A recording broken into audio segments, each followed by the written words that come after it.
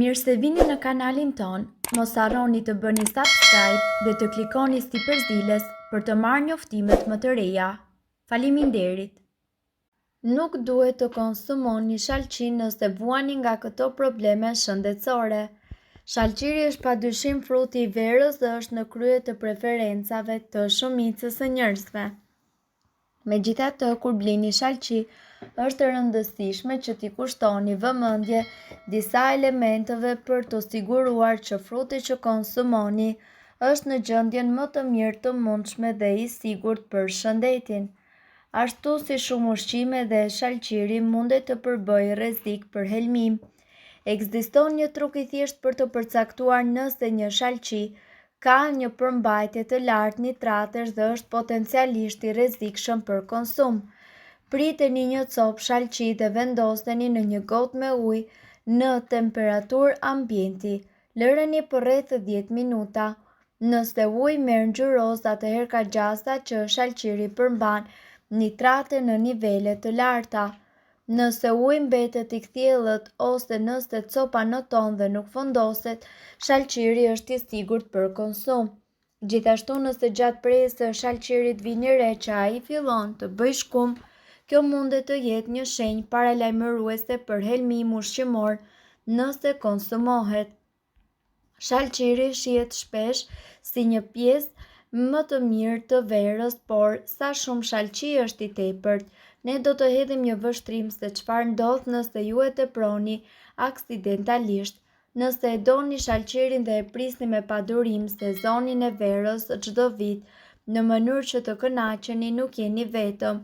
Është fruti i pestë më i popullarizuar, ka vetëm diçka për marrjen e një kafshimi të freskët dhe të lëngshëm, i cili ngjall ndjenjën nostalgjike të verës dhe të fëmijërisë. Përpara se të filloni ta blini atë me shumicë dhe ta hani atë në çdo rast, ja vlen të dini se shumë gjëra të mira kanë edhe rezultate negative. Është e mundur të hani nga ky frut vere, por cili është kufiri? Sa shumë shalqi është shumë, ne jemi gati ta zbulojmë.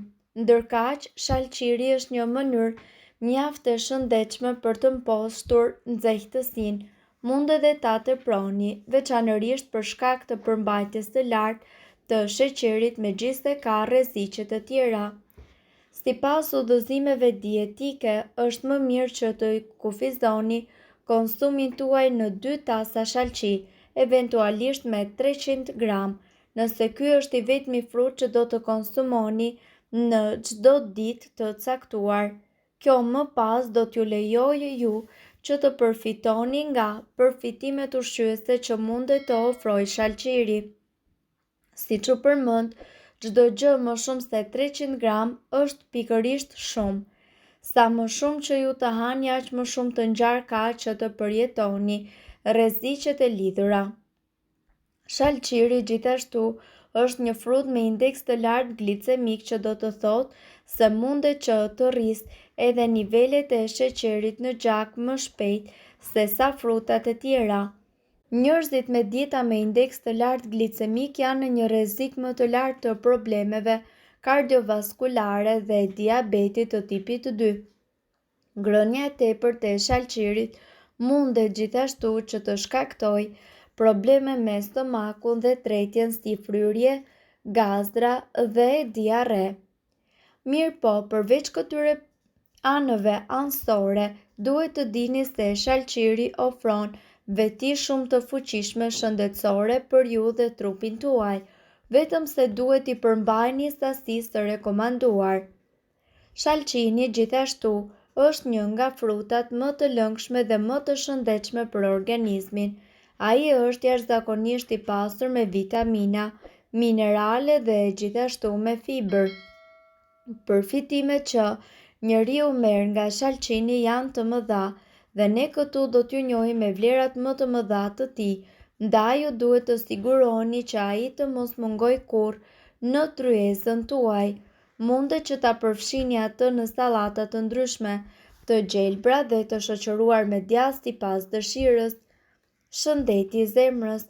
Shalqini është i pasur me aminoacide të cilat ulin tensionin e gjakut. Shëndeti i zemrës përmirësohet edhe nga antioksidantë të cilët ulin rrezikun e atakut në zemër. Mbrojtje për gjymtyrët. Shalcini përmban pigmente natyral të cilët luftojnë inflamacionin në gjymtyr. Disa studime thonë se falë konsumit të shalcinit, njerëzit janë më pak të prekur nga reumatizmi ose artriti. Antioksidantët. Ngjyra e kuqe e shalcinit i atribuohet likopenit, një antioksidant i cili ulë rrezikun e radikaleve të lira apo diabetit. Shalcini përmban më shumë likopen se domate dhe çdo perime tjetër. Mbrojtja e lëkurës.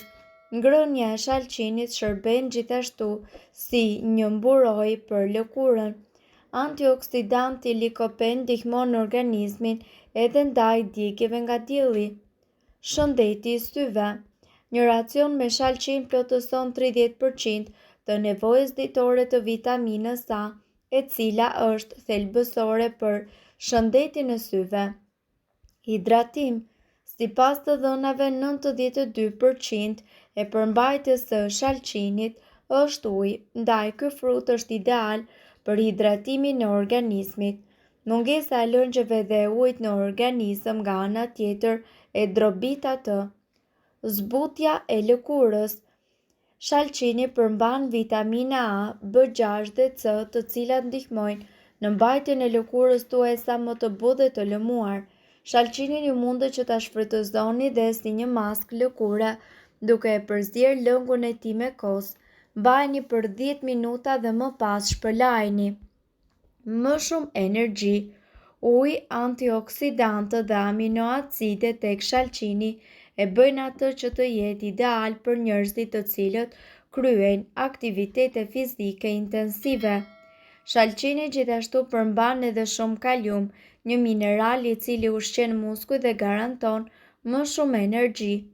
Sheqeri në gjak. Niveli i glicemisë tek shalcini është 80, por falë karbohidrateve që ai përmban, do të thotë se si frut nuk arrin që të rrisë nivelin e sheqerit në gjak. Tretja. Njerëzit të cilët të vuajnë po ashtu nga koliti nuk duhet që të thonë jo shalcinit sepse është një frut shumë i lehtë për t'u tretur. Shalcini është i butë dhe i lëngshëm dhe që nuk i bën as pak dëm stomakut tuaj. Gjithashtu duhet të dini se ekzistojnë disa mite të cilat ne sot i kemi besuar rreth shalcirit. E para është se shalciri ju shëndosh. Megjithëse mund të supozojmë se ky mit lidhet me sasinë e sheqerit që shalciri përmban, për këtë arsye është e rëndësishme që ju të mos e teproni me konsumin e tij, ashtu siç nuk duhet të abuzoni me asnjë ushqim tjetër. Tretet me vështirësi. Shalciri përbëhet nga 95% ujë dhe nëse ky frut konsumohet pas një vakti, ai mundet që t'ju ngopë më shpejt. Prandaj ideja se tretet me vështirësi nuk lidhet me vetë frutin, por me mënyrën se si ju do ta konsumoni atë. Për ta shmangur këtë ndjesi të pakëndshme është mirë që të shijoni një fetë shalciri mes vakteve dhe jo menjëherë pas tyre. Shalcini pa far është OMG. Ju mundet që të pyesni se pse disa varietete shalciri nuk kanë fara. A është ai vërtet i modifikuar gjenetikisht? Mungesa e farave në disa shalci është për shkak të një fenomeni të quajtur poliploidi. Ky fenomen mundet gjithashtu që të jetë i natyrshëm ose si pasojë e modifikimit të gjenetik, por nuk bën pjesë në listën e produkteve OMG të ndaluara në Evropë. Mirë po duhet të dini se këto informacione nuk kanë për qëllim të zëvendësojnë ilaçet e përshkruara nga mjeku. Para se të përdorni këto receta të mjekësisë alternative, ne ju sugjerojmë që të këshilloheni më parë me mjekun tuaj. Nëse doni të dëgjoni videot tona që ne postojmë çdo ditë, kliko subscribe. Ju ftojmë gjithashtu të bëni like në videot tona Nëse i keni dëgjuar dhe pëlqyer ato, faleminderit që e patë videon ton. Shpërndajni këtë video në profilin tuaj në mënyrë që të informohen edhe shokët tuaj. Faleminderit.